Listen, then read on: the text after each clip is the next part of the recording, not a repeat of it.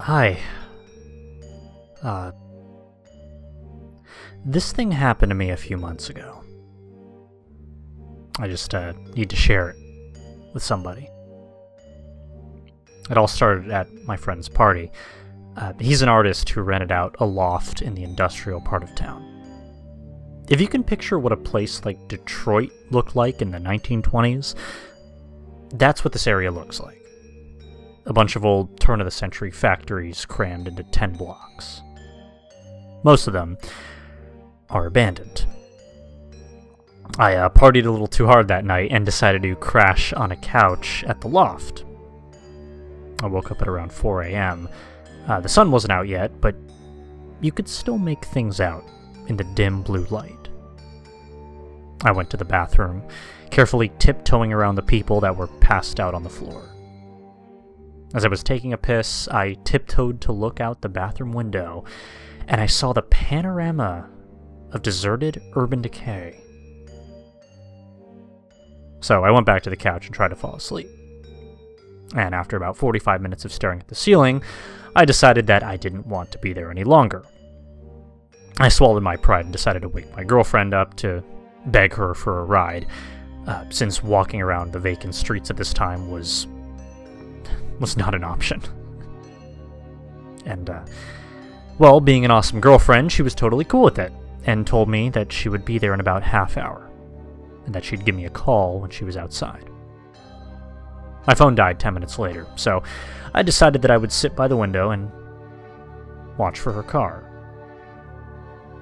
I sat there for a while, and my eyes started getting heavy, and I began to doze off. Suddenly, a crashing noise outside woke me up. It wasn't loud, but just enough to snap me into reality. I looked out the window and scanned the area, but didn't see anything. Across the street from the loft, near a mountain of garbage bags and one of those enormous dumpsters, I saw a computer and a monitor smashed against the floor that hadn't been there before. When my girlfriend arrived, I went downstairs and greeted her. Just as I was about to get in the car, I remembered a friend of mine who had blown out his power supply.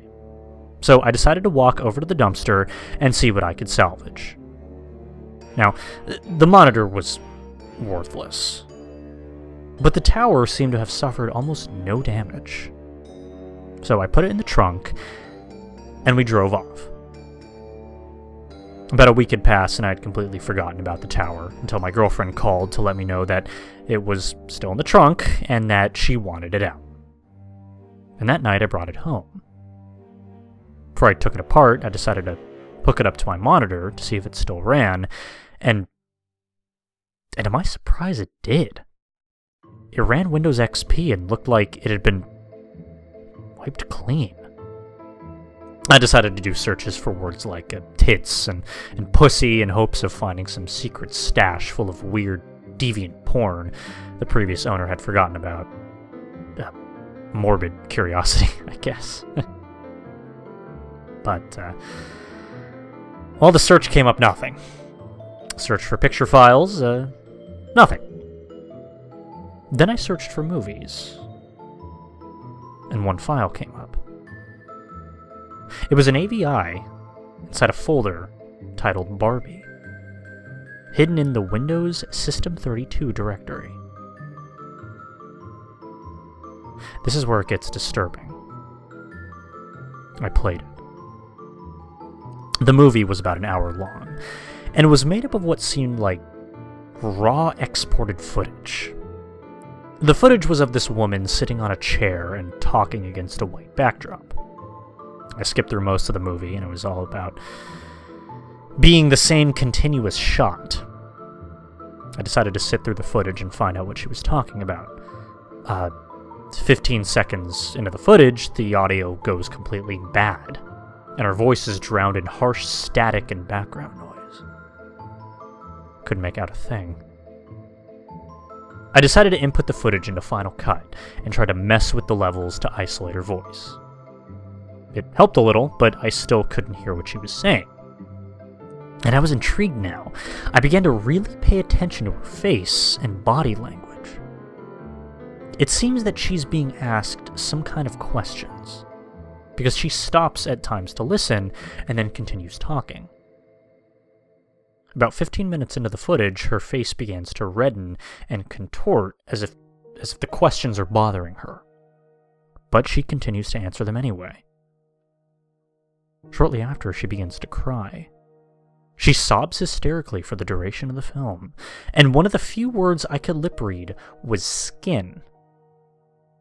She repeats this word many times throughout the footage, and at one point she even pulls at the skin from her arm and mouths the word. She seems to be unhappy with her skin. There is much more I have to get off my chest, but it's getting late and I can't go on. I'll share the rest tomorrow. God save my soul. Hi, again. I'm back. Where was I? Oh, right. It just kept building and building. And about 40 minutes in, she's crying so hard that she can barely look at the camera. She stops talking at this point, and the rest of the footage is just her crying with her head down. Oddly enough, she doesn't get up or move. The screen just fades to black. I was fucking dumbfounded. I played the whole thing through many times that night, trying to find inflections and nuances in her movement that would reveal anything else about what was going on. I felt so dissatisfied that I wanted to know more. And that's when I noticed that there was about 10 more minutes left on the timeline after the screen went black. And about 2 minutes in there was more footage. The footage was extremely shaky, almost unwatchable, and depicted a pair of legs walking along train tracks. My guess is that the camera was accidentally left on as it was being carried somewhere. The person in the footage walks along the train tracks for about 6 minutes, and then turns into the forest and walks over what looks like foliage flattened by a piece of plywood. The person continues on this makeshift plywood road until the movie clip ends. Now, my heart started beating with excitement because there were train tracks a few miles away that looked very similar to the one in the video. I had to check this out. I called up my friend Ezra. He's 6'4" and 250 pounds of mostly muscle. I convinced him to go on a little adventure with me. I'm no pushover myself, but I felt if I was to go wandering in the woods looking for God knows what, extra muscle couldn't hurt. This whole idea of investigating this video had me so excited that I couldn't sleep. The next morning, on a sunny Saturday, I took my flashlight, my camera, and my 7-inch K-bar knife with a matte black finish, serrated edge, and went to pick up Ezra. When I got to his house, he wasn't even awake. When I woke him, he pretty much told me to fuck off. I was already packed, and I had mentally prepared myself to do this, so I decided to go through it without him. I parked my car at the train station, took my stuff, and hopped onto the tracks. After walking for about 2 hours, I saw a broken piece of plywood, and my knees almost buckled with excitement. I searched the nearby foliage, and there it was.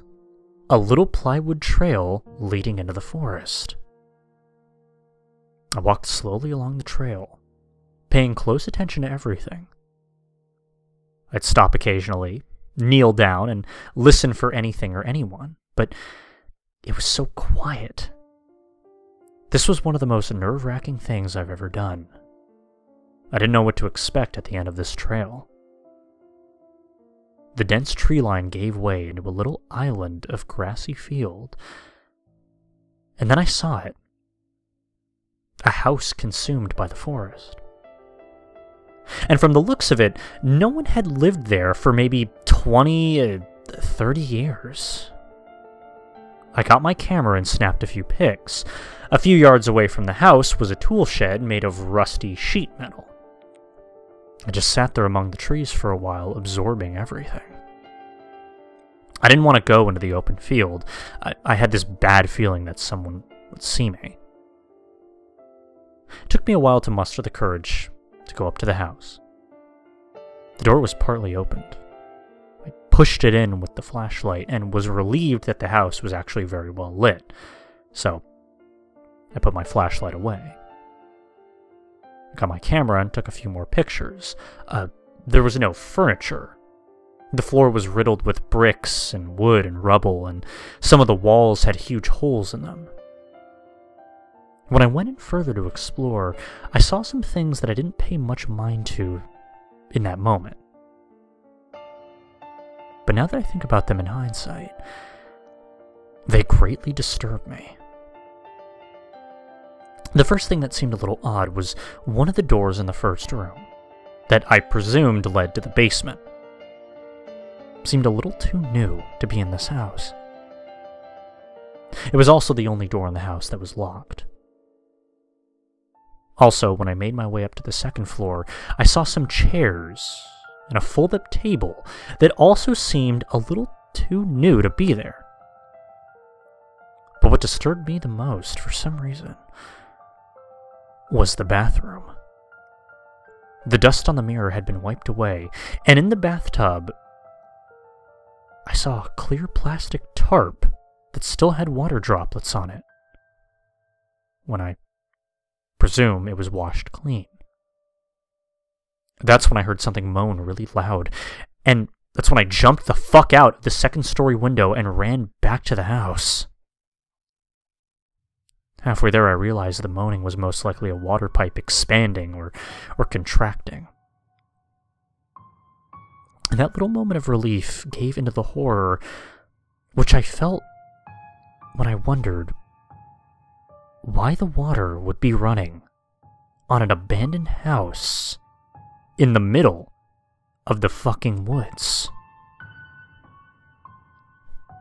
It's been a little more than 2 months since this happened, and I haven't gone back there. Nor do I plan to.